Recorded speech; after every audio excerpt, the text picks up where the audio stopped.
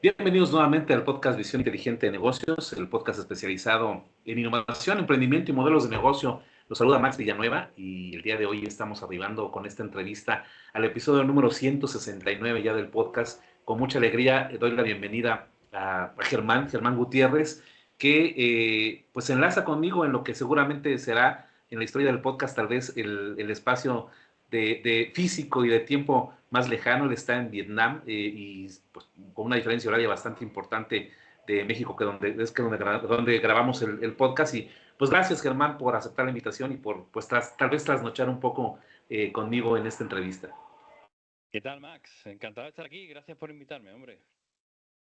Pues bienvenido, Germán. Voy a dar una breve introducción que seguramente va a ser muy interesante para el público que nos escucha por todo el contexto de lo que vamos a platicar el día de hoy. Germán, pues trabajaba antes en radio. Él tenía un programa sobre viajes. Cada semana acostumbraba a hacer entrevistas a viajeros intrépidos, pero llegó un momento en que quería ser él el que viviera estas historias. En lugar de ser el entrevistador, pues él en algún momento ser el entrevistado como lo estamos haciendo ahora. Decidió dejar su trabajo, cogió su cámara y se fue a recorrer el mundo con la intención de convertirse en un fotógrafo profesional. Después de algunos años viajando y haciendo fotos, llegó a la conclusión de que las buenas fotos son las que cuentan historias. Y si quieres contar historias, primero hay que aprender a vivirlas. El Germán no entiende la fotografía con parámetros y especificaciones técnicas, sino él nos invita a hacer las fotos a un sitio que sea tan bonito y extraordinario que no nos haga falta saber de fotografía para hacer buenas fotos. Desde 2016 vive fuera de España, es originario, pero ha vivido en todo ese tiempo en Italia, Francia, Hungría, Nepal, India, Tailandia y muchos sitios más, hasta que en 2019 decide afincarse en Vietnam, que es de donde precisamente está en este momento recibiendo la conexión. Iremos dando cuenta, razón de cómo esta aventura que simplemente con la introducción ya hemos podido imaginar lo que ha significado en la vida de Germán. Pero Germán, siempre iniciamos con nuestros invitados hablando un poco del antes. Tú ya tenías digamos, una carrera, un trabajo formalizado que era la radio, tienes este perfil de medios de comunicación. ¿Y cómo das ese salto? Ya hay un antecedente que decidiste tú viajar, pero ¿en algún momento añorabas este cambio radical en tu vida, Germán? ¿O fue precisamente a raíz de tantas historias que escuchabas y que mejor decidiste vivirlas tú? Claro, fueron muchas cosas, ¿no? Fueron, por una parte, el tema de entrevistar cada semana a gente que vivía en otro sitio. Otro de los motivos fue que empecé a interesarme mucho por la fotografía. Yo había estudiado, yo en realidad era técnico, había estudiado técnico de sonido, de cine, era técnico de teatro también. Y todo eso está relacionado con la fotografía. Empiezo a interesarme por la fotografía y claro, la fotografía te lleva al viaje y el viaje te lleva a la fotografía, es prácticamente lo mismo. Y por otra parte, yo tenía en la cabeza que yo quería experimentar cómo era vivir fuera de España. No llegar a un sitio, viajar a México, estar allí en México y volverme a los 15 días porque era lo que tenía de vacaciones, sino que yo quería saber cómo era vivir en un sitio fuera del mío. Y yo pensaba, joder, se me está yendo el tiempo porque cada vez soy más mayor. Bueno, yo tenía todo esto, me lo planteaba yo con veintitantos, que ya pensaba que era bastante mayor. Ahora tengo 46, así que imagínate. Pero claro, ya decía, es que me meto en la rueda del hámster, tengo pareja, dentro de poco, pues no sé, tendré que casarme, tener hijos, y en el momento que tenga hijos ya me toca olvidar de tanto de mí, desaparecer, o por lo menos va a ser mucho más complicado. Así que tengo que cambiar. Entonces, claro, un montón de cosas, un montón de factores ahí, y todo me empujaba a lo mismo, todo me llevaba al mismo sitio, a vivir fuera de España. Y yo decía, bueno, por lo menos para probarlo. Y ya después me vuelvo, me quito esa espinita y ya después me vuelvo. Lo que pasa es que todavía no he vuelto. Hasta la fecha estaban esperando a Germán en España, pero ha sido una aventura realmente, Germán. Tus primeros viajes fueron así de prueba, como prácticamente en tu contenido, que vamos a dejar aquí todos los links para tus redes sociales y demás, pues es mimetizarse a este lugar, es tal vez visitar no lo tradicional, no ser el turista tradicional. Empezaste tal vez un poco haciendo el turismo tradicional y poco a Claro, poco te fuiste adentrando a algo más aventurado. claro. Precisamente porque, bueno, yo empiezo a trabajar y empiezo a viajar, ¿no? Empiezo a irme de vacaciones con mis amigos, con mi pareja. Y precisamente por eso se me ocurre un día que yo podría hacer el negocio que tengo ahora, que es el de organizar viajes para gente que les guste la fotografía. ¿Por qué? Porque a mí me empieza a interesar mucho la fotografía, yo empiezo a viajar y soy el único que tiene una cámara y soy el único que le gusta mucho la fotografía y me voy quedando atrás. Y la gente me tiene que esperar. Entonces, claro, es una molestia para ellos y para mí también. Entonces yo pienso, seguro que hay gente que le pasa lo mismo. Pues sí, voy a hacer, organizar viajes para gente que le gusta la fotografía, para fotógrafos o para gente que le interesa y que quiere viajar más lento porque le interesa pararse mucho en los sitios. Y por eso, y claro, yo empecé como a viajar normal, normal y corriente, claro. Y fue por eso, por lo que se me ocurrió lo de los viajes fotográficos. Y básicamente, Germán, aquí también resolvemos una duda enorme. Quienes aspiran mucho a viajar es, bueno, ¿cómo hacerlo con el tema del presupuesto? Tú prácticamente, Germán, para poder disfrutar de todo esto que nos vas a compartir, has hecho ya un modelo de negocio de esta afición de la fotografía, es decir, estás generando ingresos haciendo lo que te gusta y moldeaste una idea pues que te permita seguir con estos momentos de viaje sin descapitalizarse, porque muchas veces el primer factor que alguien que nos escucha puede decir al viajar es el presupuesto. Tú básicamente hiciste un modelo de negocio alrededor de lo que te gusta. Mm. Sí, yo he viajado como un vagabundo. Además hay un mito que yo también lo creía, que es que para viajar profundamente, para conocer un país de verdad, tienes que viajar como un vagabundo. Quedarte en los sitios más cutres, más baratos, pero claro, no tiene por qué. Entonces yo cuando empecé con el negocio, yo tenía eso en la cabeza. Voy a poner los viajes más lo más barato posible, nos quedamos en los sitios más cutres posible, más baratos, y así vamos a conocer el país de verdad. Y además le voy a dar la oportunidad a la gente que pueda viajar conmigo.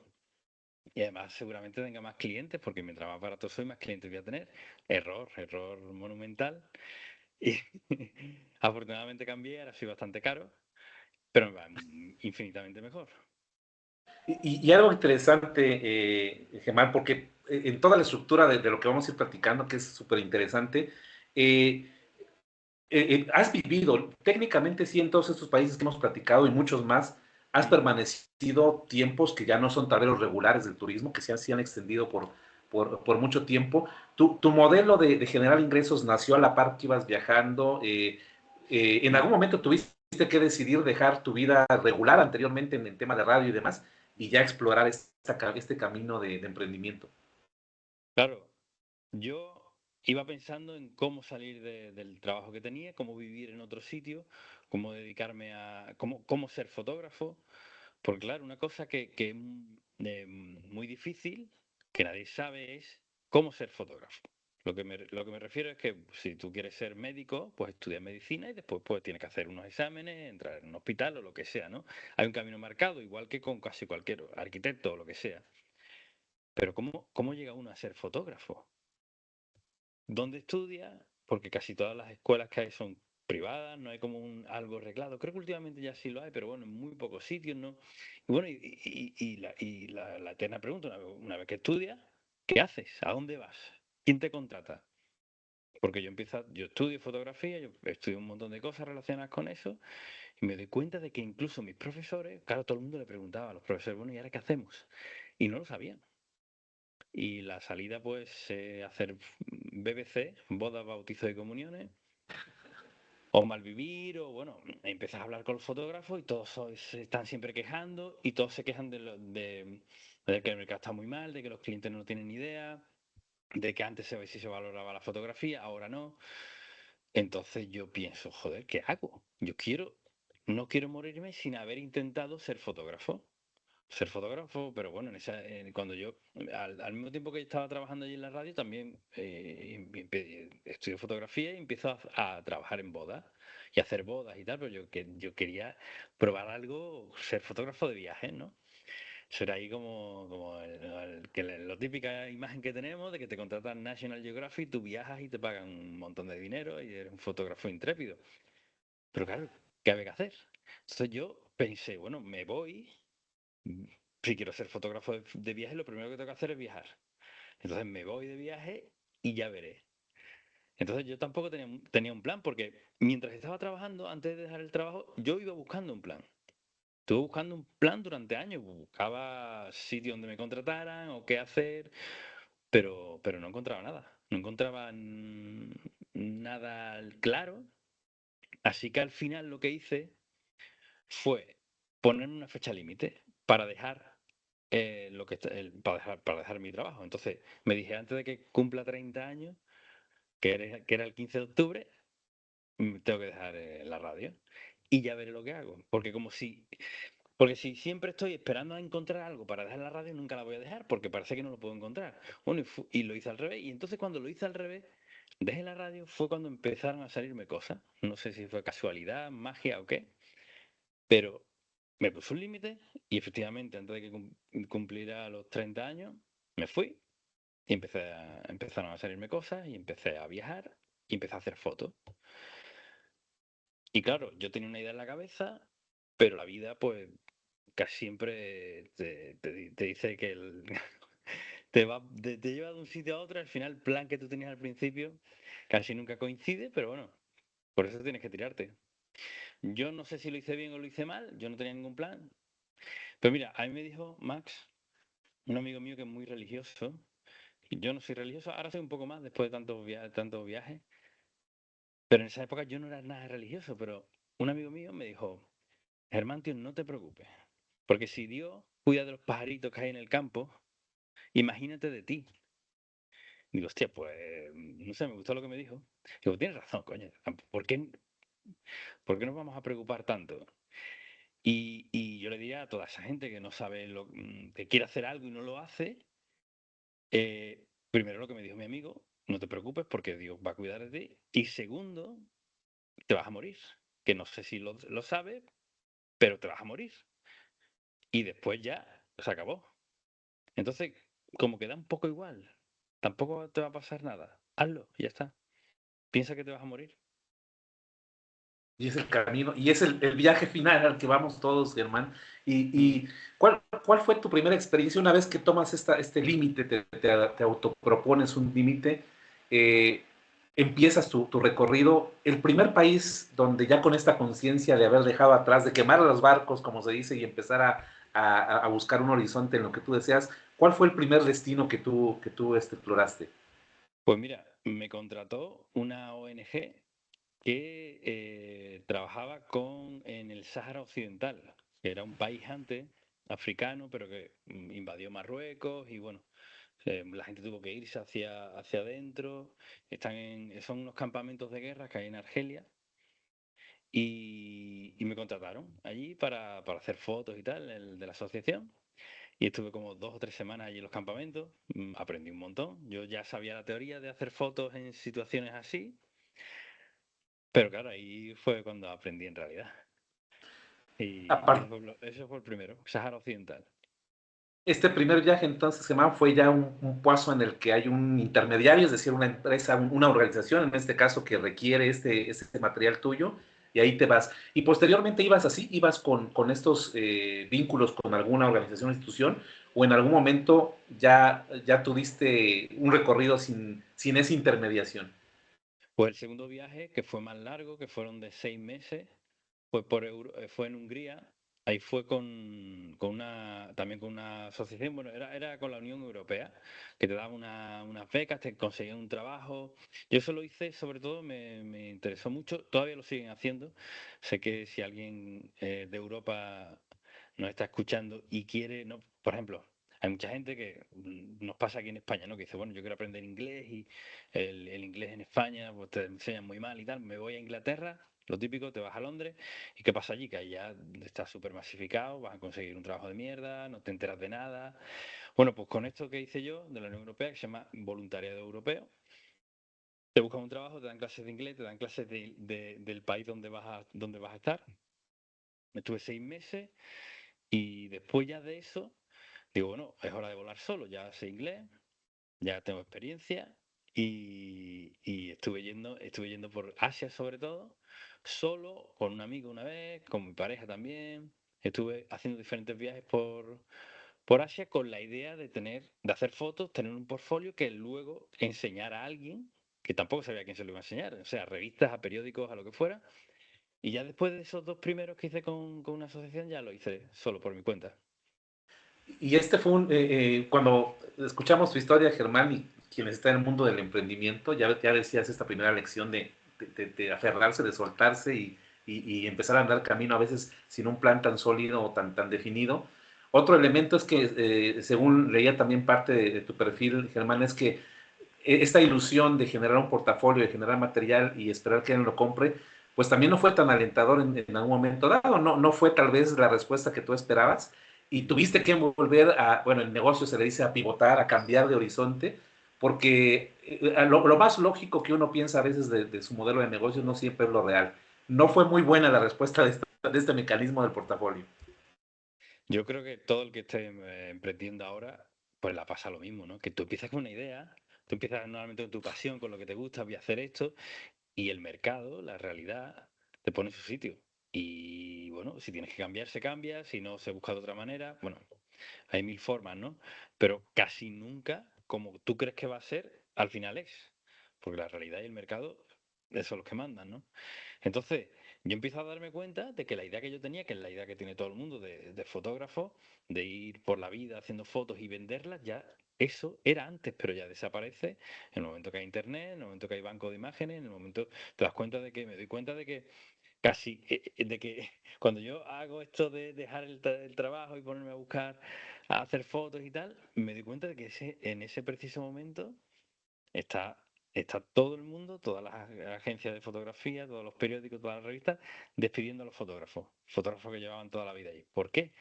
Porque, por ejemplo, National Geographic, si quiere una foto de, o cualquier revistas de viajar o lo que sea, si quiere una foto de Nepal, no me va a mandar a mí, pagarme a mí, sino que lo primero que ya no había, que es el claro, no existía antes. Lo primero es que pueden contratar a alguien de Nepal, del país donde está, o de México, o de la India, donde sea. Y va, y claro, antes el que tenía una cámara, pues era fotógrafo ya, pero ya no. Ya cámara tiene cualquiera y hay fotógrafos increíbles en cualquier parte del mundo, gente que va a hacer mejores fotos que yo, que se va a poder meter en sitios mucho mejores que yo y que van a cobrar menos. Y aparte de eso, ya todo se mueve por banco de imágenes. Las revistas o lo que sea quieren una foto, entran en internet, en unas páginas que venden fotos y te cobran por una foto unos pocos de dólares y ya está. Entonces, claro, yo me di cuenta de que eso no existe. Lo que pasa es que yo tengo mucha suerte, quizás porque me busqué esa suerte, porque me fui adaptando, porque me gusta mucho escuchar también a la gente y empiezan a pasarme cosas, empiezan a ponerme cosas en bandeja. Que a lo mejor si no hubiera estado atento no me hubiera escuchado, pero me ofrecen, por ejemplo, amigos míos que yo les dé clases de fotografía y empiezo a darle clases a unos amigos. Cuando ya vuelvo de viajes y eso, me dicen, joder, tío, hemos visto las fotos que has estado haciendo en el viaje, ¿por qué no nos das clases? Yo no me había imaginado nunca ponerme a dar clases de fotografía, pero bueno, insistieron, me puse a dar clases. Entonces me lo estaban pidiendo. Y mientras estoy dándoles clases, recibo un día publicidad de un viaje fotográfico, que en esa época, ahora ya todo el mundo hace viajes fotográficos, todo el mundo sabe lo que es, ¿no? En esa época no era muy famosa. En España a lo mejor había un par de personas que hacían eso. Y yo ni sabía lo que era. Digo, hostia, ¿esto qué es? Un tío que te enseña fotografía, pero en vez de en un aula o en vez de en tu ciudad, se va a la India o se va al país que sea y conoces ese país y al mismo tiempo el tío te enseña. Pensé, joder, qué guay, qué interesante. Y yo pensé primero, voy a hacerlo, pero no como negocio, como cliente, pensé yo. Digo, hostia, y yo había estado, lo primero que recibo fue publicidad de la India, ¿no? De uno que era español, inglés o algo así, que se iba a la India y te enseñaba a hacer fotos allí. Y yo empiezo a ver el itinerario y claro, yo había estado en la India. Y me pongo a pensar, a decir, joder, este sitio es muy bueno, este sitio, unas fotos increíbles. Este sitio no, porque este sitio es muy turístico, este sitio tampoco, este sitio sí, este sitio no, este sitio sí, sí, este no, este sí, este no. Y termino de leer el itinerario y pienso, yo lo haría mejor. Y digo, joder, ¿y por qué no lo hago? Y hablé con la gente, con los amigos míos que yo les daba clases, y digo, hacemos un viaje a Nepal. En ese momento Nepal era el país que yo había, de los que había visitado, que más me había impactado, por experiencia y por gente y por fotografía también. Era el más diferente que yo conocía. Entonces se lo comenté a los alumnos míos y me dijeron, venga, pues unos cuantos se apuntaron y venga, hacemos un viaje de prueba. Y así empezó. Y este concepto, ahora que nos comentas esto, Germán, vamos adentrarnos un poco en este concepto. Esta es digamos, este modelo en el que tú trabajas y que actualmente está vigente, la posibilidad de contratar tus servicios con estos viajes. Y bueno, a la vez que sigues tú alimentando tu experiencia y tu gusto por viajar, actualmente tú estás en Vietnam, ya llegaremos al punto de este cambio de lugar y de residencia, Germán, pero estas experiencias tú las sigues realizando, te movilizas de Vietnam a estos lugares o Mm. solamente estás atrayendo a personas que vayan específicamente a Vietnam. Ahora mismo yo hago Nepal, Kirguistán, Vietnam y Camboya. 4 sitios. Muy pocos. De hecho, hacía otro más, Tailandia, pero dejé de hacerlo porque ya se había puesto la zona donde yo iba, se había puesto muy turística. Y claro, una de las cosas que yo ofrezco es enseñar fotografía, pero otra es ir a sitios donde no haya masificación de turistas, ¿no? Que hoy día parece imposible porque está todo hipermasificado, pero como prometo eso y estaba haciendo uno en Tailandia que empezaba a masificarse el sitio, pues digo, bueno, pues tengo que cambiar. O busco otro sitio en Tailandia o dejo de hacerlo. Y bueno, lo dejé de hacer. Pero bueno, yo vivo a media hora de Tailandia, 50 euros, así que voy mucho para allá y sigo visitando sitios, a ver si encuentro algo que no esté masificado. Entonces ahora 4 horas. Y en este modelo, Germán, has también ayudado a darnos algunas pistas de cuál es tu enfoque, un turismo no masificado, lugares muy específicos que ya nos comentabas, pero también algo que ya habías hablado hace un momento es la técnica. Tú te formaste en fotografías, pero actualmente compartes esta visión de que más allá de elementos técnicos y teoría es aprender a que las personas que contigo hacen estos viajes capten historias. Y creo que esto tú lo fuiste aprendiendo, obviamente, en tus viajes, y vemos en tus galerías y en tu trabajo, pues imágenes muy impresionantes, pero sobre todo mucho contacto humano con la gente de estos lugares que visitas. ¿Cómo se da? ¿Qué habilidades se tienen que desarrollar? Porque es también algo que tienes que ir mejorando sobre la marcha, ¿no? Este contacto con barreras de idioma, con cultura, pero creo que también esto ha sido lo que ha impactado en tu trabajo, ¿no? El poder captar la esencia de la persona, más allá de preocuparte por la técnica de la fotografía. Mm. Claro, son un montón de temas muy interesantes, Max. Primero, y esto es algo que la gente no... Los que no saben de fotografía no son capaces de entenderlo y los que saben de fotografía no son capaces de darme la razón y aceptarlo. Porque toda persona que, si tú das clases de fotografía, tu profesor, o cuando hablas con fotógrafos, todos van a intentar darte a entender que lo que hacen es súper complicado, que es un mundo alucinante. Incluso algunos te van a intentar decir que son artistas que no saben muy bien cómo hacer las cosas, pero que es algo que tienen integrado en su ser, en su ADN. Todo mentira, es todo mentira. Si la fotografía fuera un arte, que no lo tengo muy claro, pero bueno, vamos a poner que sea un arte. Sería el arte que técnicamente es el más fácil. Es decir, esto es muy fácil de comprobar lo que estoy diciendo. Tenemos una máquina. Para empezar, tenemos algo que no tiene ningún artista, ningún otro tipo de arte, ni la pintura, ni la escultura, que es una máquina que le das a un botón y te saca una obra de arte. Y después, técnicamente, lo que tenemos que hacer es aprender a usar esa máquina, técnicamente, ¿vale? La técnica en pintura, en escultura, en lo que sea, es infinita. Tú vas a estudiar pintura y puedes estar toda la vida practicando toda la vida y no vas a aprender toda la técnica. Con escultura, con cualquier cosa, cerámica, es imposible aprender toda la técnica y siempre puedes perfeccionarla más. ¿Qué pasa con la fotografía? Que yo, Max, no sé si sabes de fotografía, pero aunque no tengas ni idea, yo te puedo enseñar en una tarde o en una mañana cómo funciona la cámara de fotos. Eso no tiene ningún arte, solo la fotografía. Pero bueno, eso no es lo más importante. Es lo que quiero decir, ¿no? Que la técnica no es lo más importante. ¿Que es importante? Bueno, vale, puede ser. Pero eso no significa que sea solo eso, sino que hay más cosas más importantes en fotografía.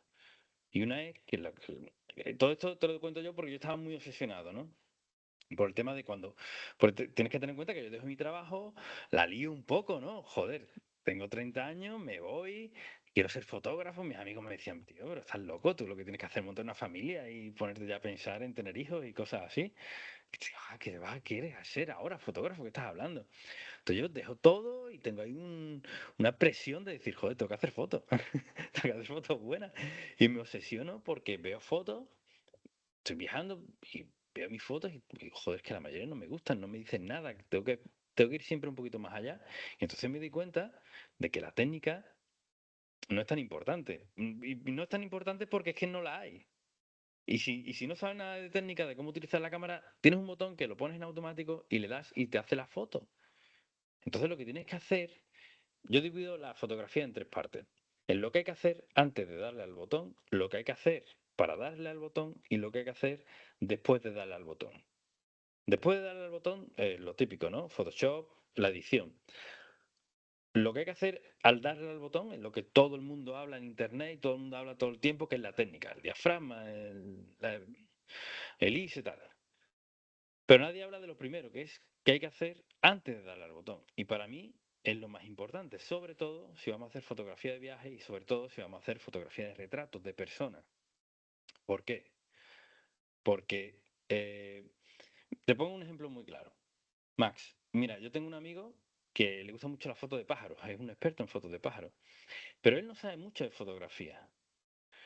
Él sabe un montón de pájaros, sabe cómo se llaman todos los pájaros, todas las palabras técnicas, dónde se posan, dónde hay que ir. Yo no tengo ni idea de pájaros, pero sí sé mucho más de fotografía que él.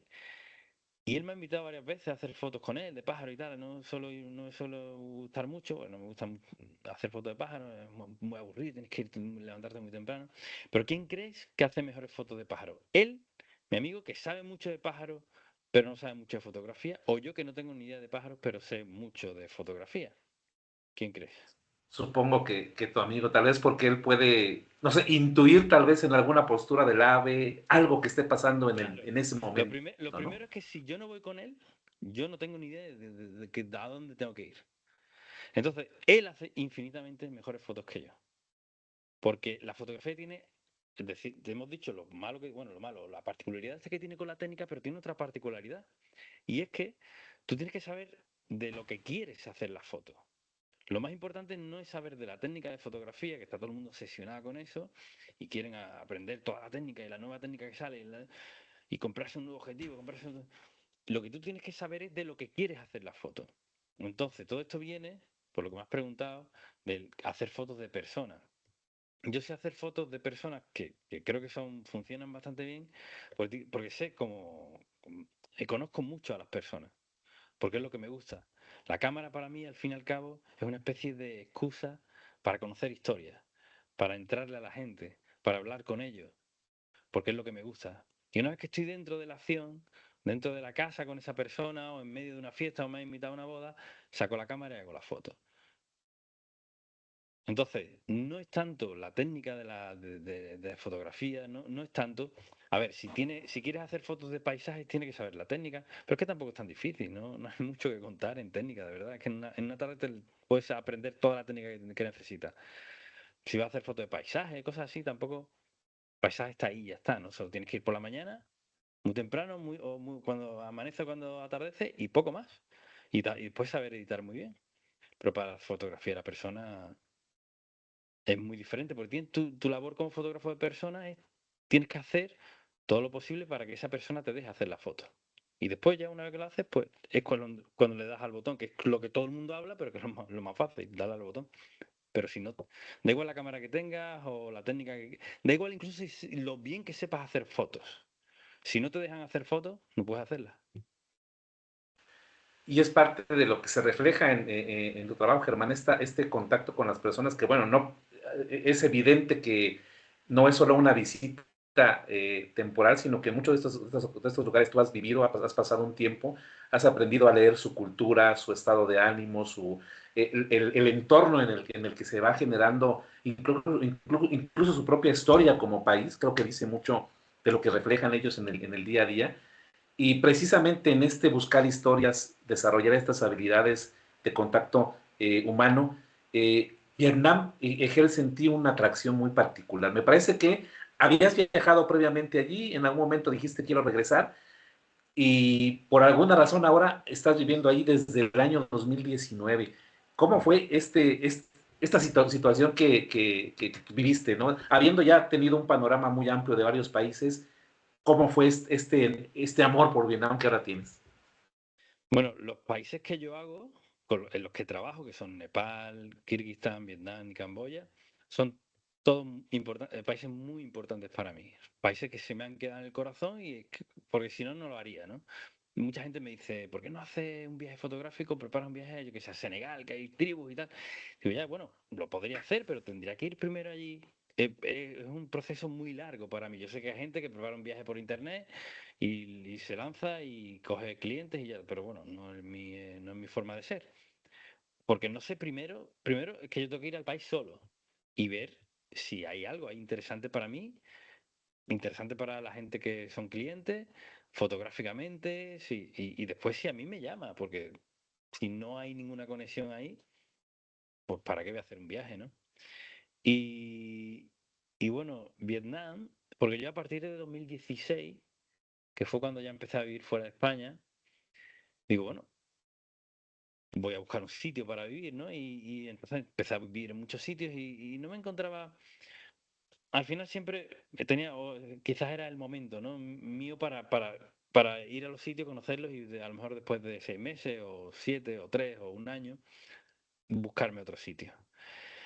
Pero bueno, llegué 2019, pasa una cosa muy curiosa, ¿no? Cuando viajas mucho, cuando no tienes una casa, hoy se dice nómada digital. Yo fui nómada digital sin saberlo. Yo no estaba de moda en esa época.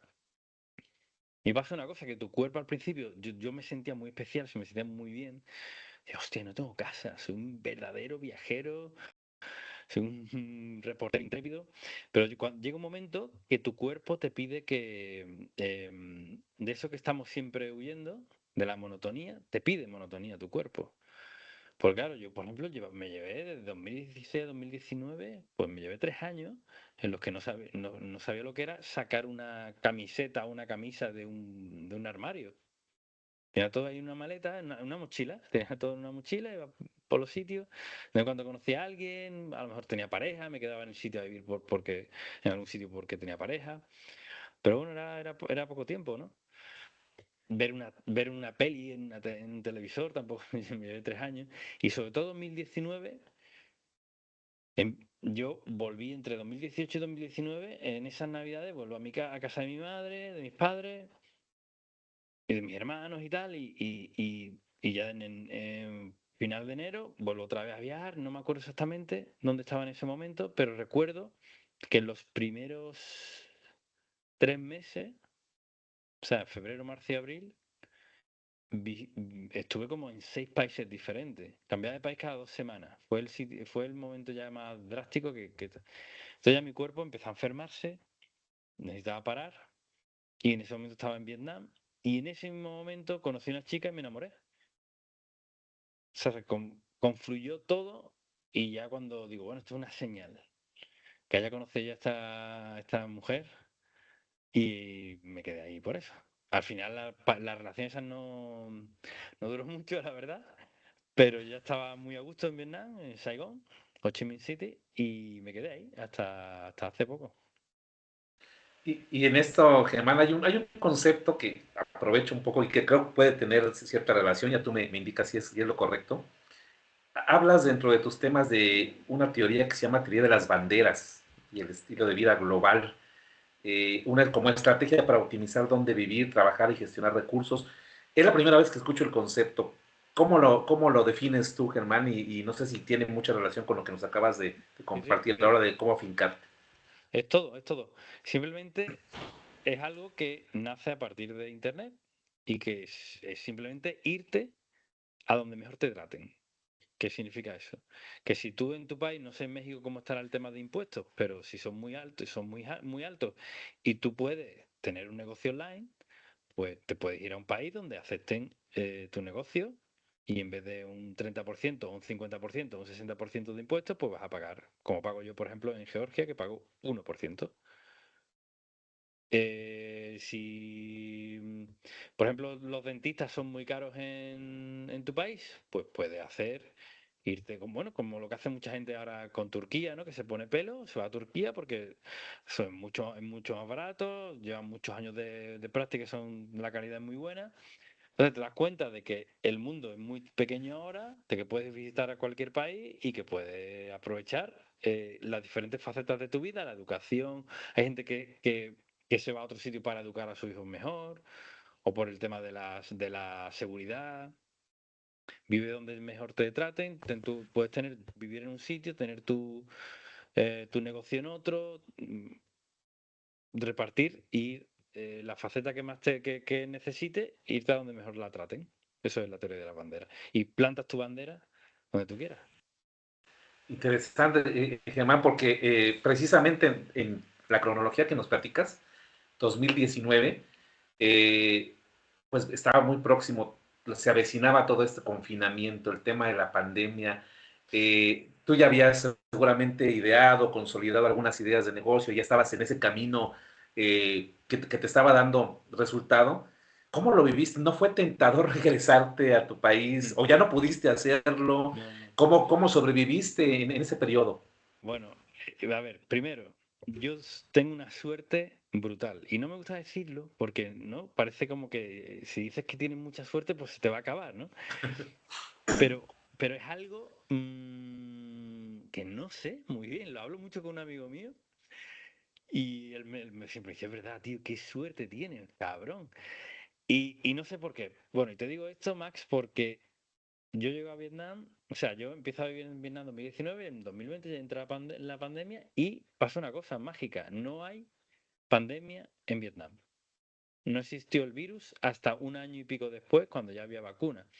Es decir, que yo me quedo en Vietnam y veo que empieza a morir gente, sobre todo creo que al principio había muchos muertos en España, en Italia, creo que era, y en Estados Unidos, ¿no? Que eran los dos o tres países más afectados. España era uno de ellos, de los más afectados. Y entonces te veían los números, las cifras de muertos, que era como 11.000 muertos por día en España. En Vietnam era uno al mes. O eso decían. Pero la cuestión es que yo me quedé allí y hacemos vida normal. Podíamos ir al gimnasio, podíamos ir a los restaurantes, la gente por la calle. Cada cierto tiempo, a lo mejor cortaban una calle o cerraban un edificio, porque iban haciendo test y si alguno daba positivo, pues cerraban el edificio o la calle o lo que fuera. Me pasó un par de veces que iba al gimnasio y o sea, iba a salir de mi calle para entrar en la calle del gimnasio y habían puesto allí el ejército, allí con metralletas y no se podía salir. Y ahora pues nos teníamos que dar como una semana o 10 días, algo así, o 2 semanas, que podíamos andar por la calle, por una zona, pero no podíamos salir de ahí. Y entonces, para mí uno de los mejores momentos de mi vida. Me puse, bueno, mi negocio, yo en ese momento ya había empezado, yo empecé en 2013 con los viajes fotográficos. Y entonces, claro, al no poder viajar, mi negocio desaparece, se queda en stand-by. Y digo, ¿ahora qué hago? Pues bueno, yo qué sé, cuando se me acaba el dinero que tengo ahorrado, pues me vuelvo a España y me pongo a vivir con mi madre. Pero antes de volverme, claro, yo no quería volver porque empiezo a ver las noticias de todos los muertos, de que España estaba muy mal. Y yo veía que en Vietnam se estaba muy bien. Y entonces, bueno, pues me busco un trabajo y empiezo a dar clases de español, que es otra cosa que recomiendo a todo el mundo, que sea latino o español, que sepa español. Porque el español no es no hay tantas clases, no hay tanta gente que quiera aprenderlo como el inglés, evidentemente, pero es que no hay profesores. Y está de moda. Yo no lo sabía. A mí me dijo una amiga, ¿por qué no te pones a dar clase de español? Y dije, hostia, ¿clase de español en Vietnam? ¿Quién que va a querer aprender español en Vietnam? Bueno, pues no eran millones, pero sí que había mucha gente. Porque además está de moda. Sobre todo la música, el reggaetón, la música latina, todo eso, ¿no? Me decían, tú eres español, allí tienes reggaetón. Y yo les decía al principio, no, no, no. Pero ya pensé, digo, joder, claro que sí. Y me puse a dar clase de español. Así que esto fue una época bastante buena de mi vida.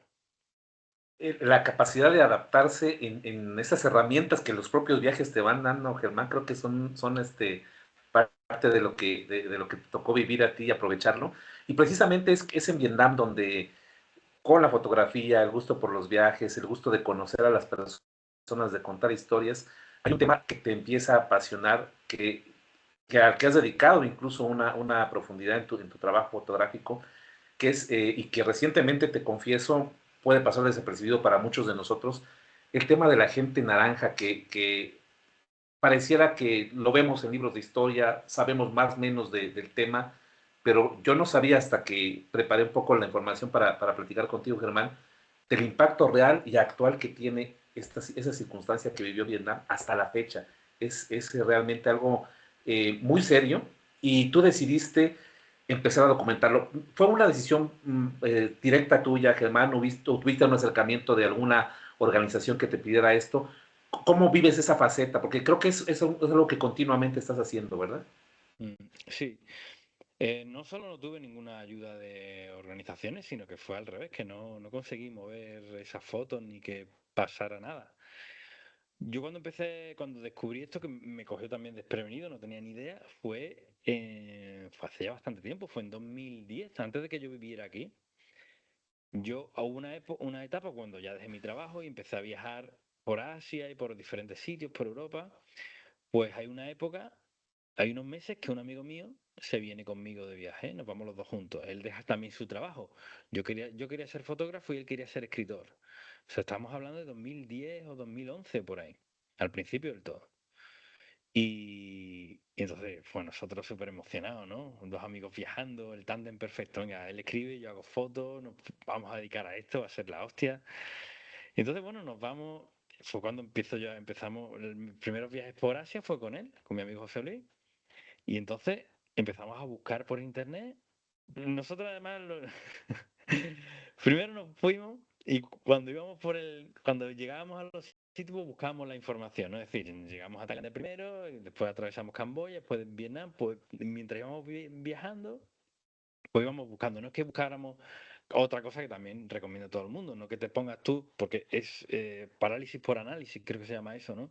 Cuando alguien quiere hacer algo, pues primero se pone a hacer cursos y a ver vídeos en YouTube y a hacer otro curso y a buscar información y ahora preguntarle a ChatGPT lo que sea y cuando te das cuenta, han pasado 7 meses y no has hecho nada, solo buscar información. Entonces, ve primero al sitio que tengas que ir y ya busca información. Joder, puedes buscar información con el móvil en el avión en el que vas, ¿no? Entonces nosotros íbamos buscando temas que fotografiar y escribir. Y después nuestra idea era vendérsela a periódicos o yo qué sé, hacer algo con eso, ¿no? Entonces íbamos buscando temas impactantes. Cuando íbamos a entrar en Vietnam, empezamos a buscar cosas en Vietnam, ¿no? Empezamos a buscar por internet temas interesantes y uno mm, mm, aparece, nos enteramos de que hay mucho, según internet, según varios sitios que habíamos visto, nos dicen que hay mucho porcentaje de niños que nacen con síndrome de Down. Eso es lo que decía, solamente eso, síndrome de Down. Mucho porcentaje. Y entonces encontramos un hospital en Saigón que nos dicen que hay una planta, en una parte de un edificio, donde tienen a chavales que son víctimas de la guerra y tal. Y entonces, durante todos estos días que yo íbamos mirando cosas y miramos dónde ir a hacer fotos, aparece un par de veces la frase agente naranja. No sabemos muy bien lo que es, pero bueno, al final vamos al hospital y no nos encontramos niños con síndrome de Down, nos encontramos niños con deformaciones brutales. El agente naranja fue un producto químico que inventó Estados Unidos porque claro, Estados Unidos pensaba que, bueno, estos cuatro chinitos chiquititos, el mayor ejército del mundo, le vamos a ganar la guerra en 2 días. ¿Y qué pasa? Que Vietnam le había intentado le había intentado hacer una guerra China, Francia, Japón y China durante 1000 años, ¿eh? Y nunca nadie había conseguido ganarles. Y Estados Unidos tampoco. Ellos hacían guerra de guerrillas, conocían muy bien la selva y entonces estaban ganando. Entonces inventaron este producto que lo tiraban era un gas o un líquido que tiraban sobre la selva y quemaba toda la hierba y era o sea, se ven fotos, tú puedes ver fotos desde los aviones americanos que tiraban, antes de tirar el producto, una selva, a la media hora de tirar el producto, un desierto. Era brutal. Lo que no, esto no lo sabían los americanos, es que ese producto se mete en el ADN, se mete en la tierra, se mete en el agua, se mete en la verdura, y es súper potente, altera el ADN y provoca cánceres y deformaciones brutales. Entonces, claro, nosotros nos encontramos allí con un grupo de chavales, con uno sin ojos, el otro con la cabeza de 2 metros, otro sin brazos, otro sin piernas, muchos con las extremidades retorcidas, muchos con problemas mentales. Entonces estábamos allí flipando, nos impactó mucho, mucho, mucho, mucho. Nos impactó, pues, primero eso, ¿no? Ese tema. Nos impactaron 3 cosas. Primero, el tema en sí, que era brutal, que era muy impactante visualmente. Segundo, que nadie lo conociera, pues yo no lo conocía, le pregunté a gente de España y tampoco lo conocían. Y intentamos que eso se conociera más, moverlo de alguna manera. Lo que pasa es que, bueno, nunca hemos podido. Yo lo que hago, una de las cosas que hago ahora, es visitar en Saigón, en mis viajes fotográficos. Pues yo lo llevo a la gente a sitios guays para hacer fotos increíbles, sitios sin turistas y tal, pero una mañana vamos a ese hospital, a uno de ellos. Y bueno, quien quiera, ¿no? Porque hay gente que no le es muy desagradable y no quiere verlo, pero bueno, les invito a conocer esa faceta de Vietnam. Y hacemos una visita al hospital, estamos jugando con los chavales y ven una cosa que, claro, es que es súper injusto porque la guerra terminó hace como, no sé, 50 años. Y una guerra es algo muy injusto de por sí, ¿no? Pero claro, algo que ya hace 50 años que desapareció y siguen haciendo hoy día, siguen haciendo niños con deformaciones inimaginables en Vietnam. Es más actual de lo que pensamos, ¿no? Uno podría pensar que se está documentando el pasado, pero esto sigue sucediendo y no sabemos hasta qué punto va a suceder o va a continuar, Germán. Pero creo que tu trabajo va también en ese sentido de hacer conciencia. ¿Ha habido acercamientos de alguna organización o se ha quedado un poco más en lo que tú puedes colaborar? ¿Hay tal vez alguna idea de proyectarlo esto a un nivel de documental? No sé si se ha podido o básicamente es un poco tu labor individual la que ha tratado de poner esto de nuevo en la visibilidad de la gente. Yo estuve bastante obsesionado con este tema, pues fíjate, llevo desde 2011 por ahí haciendo fotos y estuve muy obsesionado. Llegó un momento que pensé, tengo que parar esta obsesión porque ya me estaba afectando a mi vida, ¿no? Porque estaba pensando, pero ¿cómo no puedo hacer nada para ayudar a esto, para que esto sea conocido al menos? Entonces, al final lo que me había planteado un montón de cosas. Hacer documental, hablar con asociaciones, estuve hablando con asociaciones, y como no veía ningún tipo de interés o ningún tipo de movimiento, al final, para dejar de esta obsesión un poco de lado, para curar un poquito mi alma y poder dormir mejor por las noches, lo que llegué a la conclusión yo de que puedo ayudar quizás un poco, o al menos me estoy convenciendo de eso, en llevando gente de allí para que eso sea conocido. En vez de tener que estar pendiente de asociaciones, historias, es que yo tengo una relación de amor-odio con las asociaciones, porque la mayoría, he contactado con muchas por este tema y por otros, ¿no? Porque siempre siempre visito los sitios donde voy, visito ONGs y intento colaborar con ellas, pero joder, complicadísimo.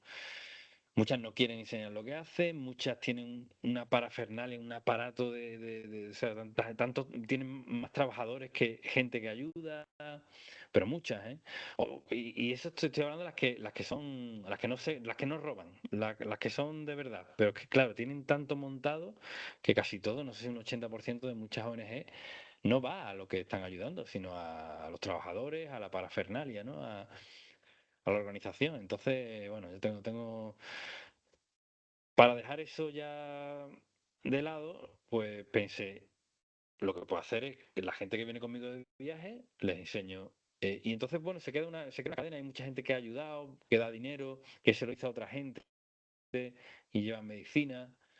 Y bueno, eso me alivia un poquito el alma. Y he dejado ya de intentar así hacer algo gordo, grande, no, ya está. Sin duda, pues historias que van marcando en esta vivencia, Germán, de tus viajes. Y bueno, como viajero experto, Germán, también habrán momentos muy satisfactorios en tu trabajo. Creo que puedes contar, y bueno, hay también todo un material que vamos a compartir, tus redes, una newsletter, y en esa newsletter tú platicas esto, el poder decir, no soy un turista más, sino que he vivido la esencia de ese lugar donde he estado. Has sido invitado, no sé qué más ha pasado en todos tus recorridos, Germán, pero has conocido gente seguramente maravillosa, niños, ancianos, mujeres, te han invitado tal vez a bodas, has probado alimentos que probablemente un turista promedio no prueba porque no va de lleno a las casas de las personas. Hay sin duda una gran colección de momentos maravillosos y otros también complejos. ¿Cuáles dirías tú? Sé que va a ser muy difícil para ti catalogarlo, pero ¿cuál dirías tú que ha sido, pues tal vez lo más increíble que has vivido y cuál pudiera ser el mayor riesgo también que has vivido en tus viajes? Porque has aprendido y lo compartes en tus redes, qué no hacer cuando vayas a esto, qué evitar, porque bueno, es real, ¿no? El riesgo es permanente, aun cuando vivamos en nuestro mismo lugar de origen. ¿Cuáles han sido estas dicotomías, estos extremos entre las cosas formidables y aquello que tú recomendarías no cometer como un error de viajero principiante? Bueno, es que, como te digo, tengo bastante suerte. Además, los países que visito normalmente son... Yo soy una persona que soy bastante cobarde, huye bastante del dolor. Voy, bueno, lo que te decía antes de la teoría de las banderas, incluso en el tema de, yo no me conformo, bueno, que el gobierno español me quiere quitar mucho de mis impuestos, pues me voy a otro sitio y ya está. Que tengo problemas que en Marruecos a la gente no le gusta hacer fotos, pues no voy a hacer fotos, no hago fotos allí. Entonces yo los países que suelo visitar, ahora, claro, ahora por mi trabajo casi siempre estoy en los mismos sitios, ¿no? Voy siempre a Vietnam, a Nepal, Tailandia. Y son países donde la seguridad ciudadana es incomparable, ni a América ni a Europa, es incomparable. O sea, no hay inseguridad ciudadana, no hay robo. O sea, si tú dejas la mochila en algún sitio, pues te la quitan.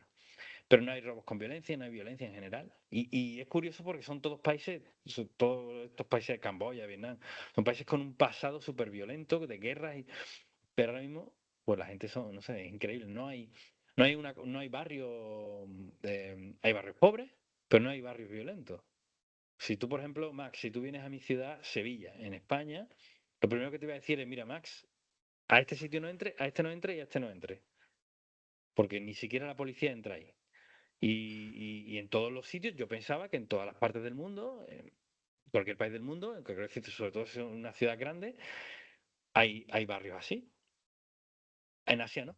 En Asia hay barrios pobres, pero no son peligrosos. O sea, yo he entrado en sitios, he estado haciendo fotos en chabola y me han invitado a té y con una sonrisa. Y, joder, esto no, no lo puedo hacer en otro sitio. Entonces, bueno, casi todas mis experiencias son muy buenas.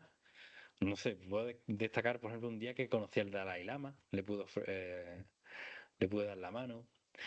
Y, y, y es una experiencia, yo esto se lo aconsejo a mucha gente, una experiencia muy bonita. Es muy difícil de hacer mentalmente, no es difícil de hacer físicamente, pero es muy difícil de hacer mentalmente, que es volver una y otra vez a un mismo país, al menos dos, tres veces.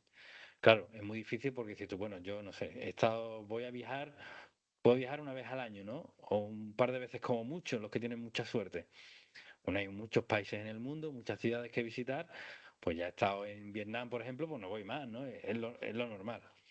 Pero pasa una cosa muy guay cuando visitas los mismos sitios e incluso te quedas con los mismos guías en las mismas casas, empiezas a crear una familia. Y es algo, una familia fuera, ¿no? De tu entorno, de tu casa, de tu pueblo, de tu ciudad. Y eso es algo súper mágico. Es una de las cosas que más me ha fascinado en mi vida, ¿no? En este camino que estoy haciendo, que es volver a los mismos sitios y contar con gente a la que le digo hermano y que son hermanos para mí. Eso yo creo que es una de las experiencias más... hay un efecto, ¿no, Max? Que se llama el efecto, no me acuerdo, que le pasa a gente cuando, por ejemplo, está en el Museo Vaticano con todas las obras de arte magníficas y como que que se quedan sin hablar, hay gente que se pone a llorar, ¿no? A mí me pasó eso una vez, yo pensaba que era una tontería, digo, las tonterías que se inventa la gente, ¿no? Pues me pasó, la primera vez que yo estuve en la India y vi el Taj Mahal, pues yo fue la primera vez pues eso, ¿no? Viajando e intentando hacer fotos y tal, y estaba solo. Y la segunda vez que estuve en ese mismo sitio, en el Taj Mahal, fue con un grupo, haciendo un viaje fotográfico con mi negocio, y entonces me dio una... Claro, yo pensé, joder, hay gente que se muere y nunca está enfrente del Taj Mahal. Y el Taj Mahal, por mucho que yo lo hayas visto, que está en todas partes y por muy turístico que sea y te vas a encontrar muchos turistas, es algo apoteósico, es grandioso, es algo alucinante. Y entonces yo cuando lo vi la segunda vez digo, hostia, no me lo puedo creer. Qué suerte tengo, ¿no? Y me dio una impresión muy grande, me puse a llorar allí delante de los clientes y todo. Me tuve que ocultar porque me dio vergüenza. Y eso, el volver una y otra vez a los sitios, es algo mágico. Y cosas malas no te puedo contar casi ninguna. No sé, que alguna vez te estafan y te quitan, te engañan un poco, ¿no? Sobre todo en la India hay muchos engaños, ¿no? Los indios son muy pillos, ¿no? Y en vez de cobrarte una cosa un poco, te cobra un poco más, pero bueno. Nada, nunca he vivido algo que haya peligrado mi vida, no. Es que no piso países así, la verdad. No, tengo la vida muy corta para... Nunca, es que es mi forma de ser. Cada uno viaja como es y fotografía como es, ¿no? Está todo relacionado, ¿no? La vida, la forma de viajar y la forma de fotografiar. Entonces yo nunca me presento a las fiestas de alguien que para su cumpleaños. Entonces, voy a un país y veo que no soy bienvenido, pues no voy más. Y si hay Y mucha inseguridad, no aparezco por ahí. es esta esencia que, bueno, sin duda en tu trabajo, Germán, ahí en Instagram, esta newsletter que también en esta página, esta newsletter compartes, pues esto que estamos platicando así a grandes rasgos y aprovechando, además de que vamos a dejar todos estos puntos de contacto, ¿cuál es el mecanismo para que tú ofreces tus servicios? ¿Es a través de Instagram o esta newsletter? ¿O de qué manera quien nos escucha, obviamente bajo el esquema que tú manejas de un turismo más, menos tradicional, en lugares tal vez menos saturados de personas, con este enfoque de países que tú ya comentabas, ¿cómo es que hacen contacto contigo y el mecanismo para que en algún momento pues conozcan a Germán de primera mano en un viaje como los que nos ha platicado? Pues la manera más fácil y la única que me funciona a mí es entrando en fotomundos.com, fotomundos con F normal, y mundos terminado en S.com, y ahí está mi página web. Y yo mando. Mi página web es un poco rara, la gente siempre me dice, "Tío, pero ¿por qué no pones un apartado de cómo enseñar tus viajes o tu vida, quién eres?" Porque no hay nada de eso, no hay ningún menú, solo hay una historia que cuento yo cuando entras y un cuadrito donde puedes dejar tu email. Entonces tú me dejas tu email, es gratis y ahora a partir de ahí cada día vas a recibir un email por la mañana, te lo puedes leer mientras te tomas el café. Hay gente que me dice, no, pues yo mientras estoy en el baño plantando un pino, también lo puedes hacer, puedes leer y cada día yo te cuento una historia. Te mando una historia, es un consejo sobre fotografía o una historia que me ha pasado en mi viaje. Y cada día además te intento vender un viaje mío. Te cuento una historia y te intento vender. Y como la cercanía hace que la fricción se vaya, pues al final me vas a acabar comprando y te vas a acabar viniendo conmigo de viaje. Hay gente que no le interesa mi forma de escribir, mi forma de viajar, no le interesa ese tipo de cosas y se da de baja, y gratis también, con un clic te das de baja y ya está. He intentado el tema de las redes sociales, pero no se me da muy bien, no logro. Yo creo que las redes sociales hay que tener mucho. Hay que estar muy continuo allí, ¿no? Porque, claro, con las redes sociales lo que pasa es que si tú publicas algo y alguien no lo ve en ese momento, no está en esa red social, eso pasa, ¿no? Se pierde, ¿no? En el email, ¿no? Yo te mando un email a ti y tú lo puedes leer cuando tú quieras. Y es un momento íntimo entre tú y yo. Entonces, con esa intimidad se va creando una conexión. Y claro, el viaje fotográfico, el viajar con alguien, no es simplemente vamos a estar juntos, ¿no? Mis viajes son gente con grupos muy pequeños, de 5 o 6 personas como máximo. Entonces, claro, nosotros tienes que plantearte que vamos a estar 10 días, 12 días, 2 semanas, más o menos, entre 10 días y 2 semanas, 24 horas al día juntos, ¿no? Con un grupo muy pequeño. Entonces tiene que haber ahí una conexión importante. De hecho, hay gente que le digo que no se viene, que no se venga conmigo porque no se la va a pasar bien, porque no hay conexión, no hay, porque veo que no. Entonces, bueno, es algo, esa intimidad, esa conexión es importante, por supuesto. Y muy interesante, Germán, la forma, ¿no? Que nos habla también de esta, pues de este vínculo con quienes van a disfrutar tus servicios y que de una u otra manera van a formar parte de tu vida cierto periodo de tiempo, más allá de un servicio tradicional de que te veo ciertas horas del día. Y con toda esta experiencia que ya compartes en esta página, Germán, ¿qué viene? Sé que ya nos contabas que este inicio de todo lo que nos hemos platicado ha sido más bien con un plan básico que fuiste perfeccionando. ¿Tienes alguna proyección a futuro? No sé, se me ocurre escribir algo, ¿no? Algunas memorias, ir ampliando tu negocio más allá, o definitivamente verás qué va surgiendo y te irás moviendo en ese camino.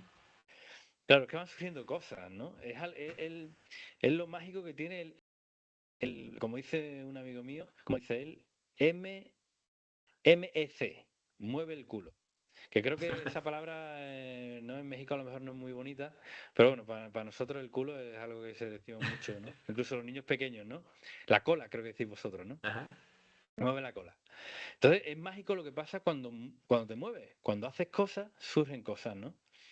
Entonces, por ejemplo, ahora mismo hay una cosa nueva que hay un viaje nuevo que voy a hacer en noviembre, por ejemplo, que no es para fotógrafos, no es viaje fotográfico, sino que nos surgió la oportunidad, me hizo una chica una entrevista, ella trabaja con gente el tema de comunicación y tal. Total, que al final dijimos, vamos a hacer un viaje a Nepal juntos para emprendedores y dueños de negocios. Gente que quiera mejorar su comunicación, lo haremos en noviembre, es un viaje diferente. Es la misma filosofía de ir a sitios donde no hay turismo o donde no hay turismo masivo. De hecho, una parte que hacemos en Nepal se llama Nepal Oculto, te puedes imaginar el porqué. Pero en vez de para gente que le interesa la fotografía, va a estar orientada, vamos a hacer un curso de comunicación allí, vamos a hacer un podcast, vamos a crear un podcast, otra historia, ¿no? Pero siempre vamos haciendo cosas. Me lo dice mucha gente lo del libro. Max, yo creo que podría escribir 3 libros. Lo que pasa es que necesito mucho tiempo y no sé escribir bien. Uno podría ser de mis historias, de los viajes, ¿no? De todas las historias. Otro de las historias, este es muy curioso. Podría escribir un libro con las historias negativas, pesadillas que me han contado gente que ha venido a mis viajes de otros viajes. Ese sería el segundo libro. Y el tercero sería sobre mujeres. ¿En qué sentido, Germán? Una historia de amor, una mujeres y viajes. Historia, claro, como el primero, historias de viajes, pero enfocadas en mujeres. Historias mías con mujeres durante los viajes. Podría escribir un libro sobre eso. Creo que ese creo que debería ser el primero, Germán, ¿no? Y ahí ya apúntame cuando lo hagas para ver Vale. por lo menos el borrador, ¿no? Muy interesante. Y es que en realidad es esto que nos compartes, es esta vivencia, es la vivencia humana de estar en un lugar, de vivir, de conocer las preocupaciones, porque sin duda la óptica de alguien que no es de ese país contrasta, a veces de una manera tan extrema como nos platicabas con el caso de la gente naranja, a veces también en el sentido opuesto de que llegamos con la mente tan saturada de lo que entendemos que es para nosotros la felicidad, el vivir bien, y en estos lugares que tú visitas ves que si bien a veces no hay tanta abundancia económica, hay un amor, hay maneras tan diferentes de expresar la alegría que sin duda creo que te van formando a ti, Germán. Creo que de este Germán que iniciaba los viajes o que soñaba iniciar los viajes al de ahora, hayas un contraste que sin duda han formado mucho tu carácter, ¿no? Mm, sí. Yo siempre digo lo digo mucho últimamente, lo digo también un poco como desafío a la gente, ¿no? Pero bueno, lo que yo digo muchas veces últimamente es que viajar no te hace mejor persona, ni te abre la mente. Lo digo un poco como desafío, porque todo el mundo habla de que abre la mente. Bueno, puede, es un ejercicio magnífico para eso, para abrir la mente, para aprender, ¿no? Imagínate, no quieres aprender sobre la gente naranja, pues leerlo en un libro o viajar y preguntarle directamente a un vietnamita. ¿O quieres saber sobre la historia de México? Pues léela o puedes ir a México y preguntárselo a la gente allí. O sea, es algo magnífico, ¿no? El tema de viajar. Pero bueno, al final muchísima gente lo que hace es quedarse en el resort, en el hotel y no salir de ahí. Y relacionarse con gente de su país. Entonces, bueno, lo de que viajar te abre la mente y te enseña un montón de cosas, depende de cómo viajes, ¿no? Pero es un ejercicio magnífico. Entonces, claro, puede hacer que cambien mucho. También puede hacerte cambiar a peor, ¿eh? Porque también te puede hacer más una persona, ¿cómo se dice? Que cree saberlo todo, muy Ajá. prepotente. El viajar, ¿no? Sobre todo antes, ¿no? Porque ahora ya lo hace más gente, pero antes era como algo muy especial, ¿no? Y hay gente que se lo tomaba como si ellos fueran muy especiales y supieran de todo, y bueno. Eh, pero bueno, te puede cambiar como a mejor también mucho. El Germán que empezó al que es ahora, uf, una gran diferencia. Y además que pasa una cosa cuando viajas, sobre todo cuando viajas así. Mi viajero me lo dice mucho. La gente que se viene conmigo de viaje me dice, joder, es que el viaje llevamos 5 días y parece que hace 3 meses que salimos. Porque claro, es que ya no nos pasa mucho, ¿no? El conocer a gente nueva. Es que ni siquiera cuando viajamos conocemos a gente nueva, porque nos vamos a un sitio, paseamos por la ciudad, no hablamos con la gente, ya ni siquiera preguntamos cómo llegar a un sitio, porque lo tenemos en el móvil. Entonces, todo eso es lo que hacemos con mis viajes, ¿no? Estamos continuamente conociendo gente nueva y eso hace que el tiempo como que se ralentice un poco, ¿no? Esta historia que tenemos que mientras vamos cada vez cumpliendo años, el tiempo cada vez que se va como más rápido, ¿no? Pues una manera de ralentizar todo eso y de aprovechar mejor y de sentir que estás viviendo un montón es viajar, pero conociendo gente nueva. Y entonces te empiezan a contar cosas, empiezan a vivir, ya no vives solo tus historias, sino que vives la de los demás. Y después de 2 semanas en cualquier sitio del mundo donde has conocido a gente local y te han empapado sus historias, son como si hubieras estado 6 meses fuera, ¿eh? Y sí, sin duda, Germán, no daría, como dices tú, tus experiencias para darte libros, y creo que lo mismo pasa con las entrevistas. Hay mucho de lo que podríamos seguir platicando, Germán, pero perfilando un poco el cierre de nuestra charla, dejo siempre un espacio a mis invitados y si hay algún tema adicional, algo que tal vez no haya preguntado y sea relevante compartir, Germán, pues puedas hacerlo en este espacio. Algún mensaje final también para el público que nos escucha. Pues que conozcan Asia, que les va a encantar, que no tengan miedo ni de emprender, ni que no se conformen con, si no, no, emprender no es para todo el mundo, ¿no? Estamos de acuerdo en eso. Pero si lo tienen en la cabeza, que lo hagan, que empiecen a mover cosas, que no crean que es tan difícil, porque eso pasa porque están pensando demasiado en que tengo que hacer esto, tengo que hacer esto, primero tengo que hacer esto, primero tengo que enseñar a aprender esto. Empieza a moverte y ya verás cómo surgen las cosas. Y que se vengan conmigo a Vietnam, a Nepal, si no conocen, fotomundos.com, un viaje que a raíz de uno de mis viajes, la vida cambia. El viajar Puede es cambiar. diferente. De hecho, ¿Sí? en tus redes, Germán, hay unas, bueno, lo voy a llamar sección, no sé si lo tengas tú catalogado como sección, que me llamó mucho la atención, donde Germán sale platicándonos en sus viajes y nos dice, tú no eres feo, estás en el país equivocado. Entonces, pues seguramente ahí, de una u otra manera, muchos nos podemos sentir identificados.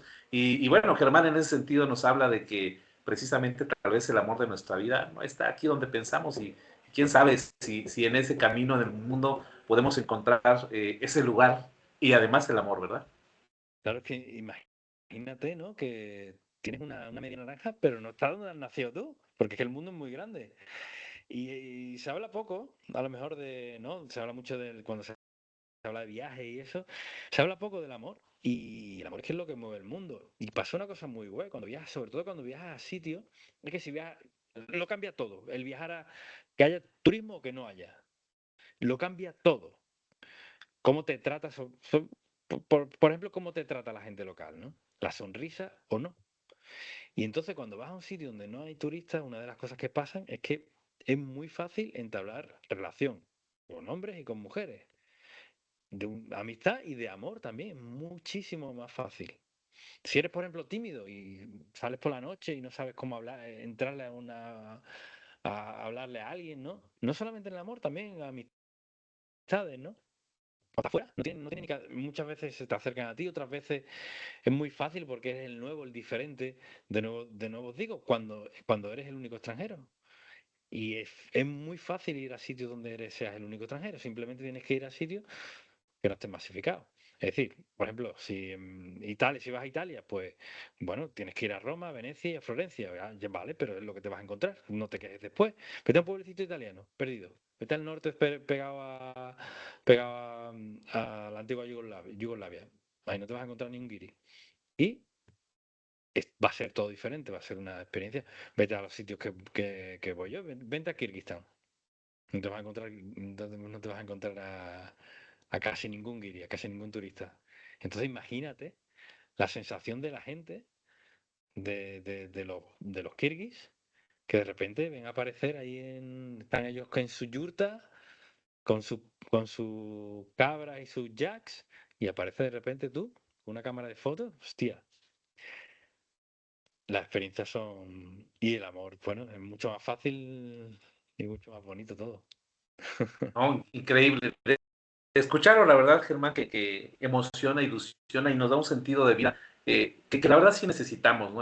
Con tantas malas noticias que hay ahora, o que nos saturamos de tantas malas noticias en el mundo, pues hay estas posibilidades. La invitación a que conozcan tu trabajo a través de estos correos, platiquen contigo, sin duda salgan de la duda de manera personal sobre lo que tú ofreces, sobre las características de estos viajes, costos y demás, y ojalá a través de esta herramienta del podcast, pues podamos en el futuro hacerte llegar, pues también más interesados o interesadas en tu trabajo, Germán, y desde luego cualquier otro proyecto, libro, algún modelo diferente de negocios que se han ido generando, desde luego que el podcast va a tener las puertas abiertas para que nos los compartas, Germán, y quién sabe, si en una de esas, pues igual de aquí me animo y hacemos un recorrido por allá a los lugares que tú haces.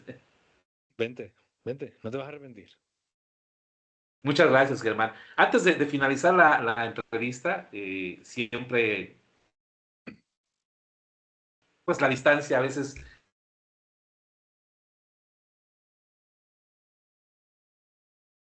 me atrevo a pensar que es donde hemos estado. Comparto siempre con mis invitados un pequeño obsequio que les preparo, es un obsequio digital. Voy a compartirlo aquí en la pantalla de nuestra entrevista, en tu pantalla. Te lo voy a hacer llegar en breve en los medios Oh, de contacto que tengo tuyos para que ya lo dispongas y lo puedas, creo que ya lo ves, ¿verdad? sí, sí, sí, como un muñeco, ¿no? De un fotógrafo ahí con perilla. Es exacto. Bueno, una aproximación al diseño de nuestro invitado, en este caso de Germán.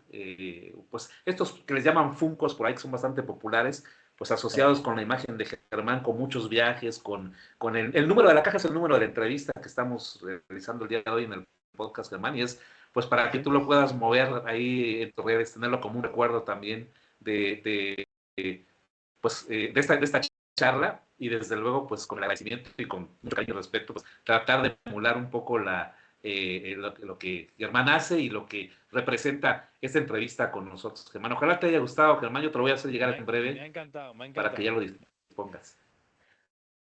Muchas gracias, Germán. Y bueno, al público de Visión Inteligente de Negocios, te agradecemos mucho su participación en esta entrevista, que sin duda creo va a ser bastante ilustrativa. Esperamos que contribuya a abrir nuestra mente también como parte del auditorio y a conocer un poco más el trabajo que Germán realiza. Y ojalá haya la posibilidad de que a través de este medio más gente pueda conocerte, viajar contigo y pues, hacer todo lo que tú haces, incluso también pues como una motivación para lanzarte, ¿no? Como tú mencionabas en tu historia, pues lanzarse con un plan básico, pero sin duda ir aprendiendo sobre lo que la vida nos va dando en el día a día, Germán. Te agradezco mucho y bueno, nos vemos en el próximo episodio, nos escuchamos en el próximo episodio del podcast. Hasta luego. Un abrazo.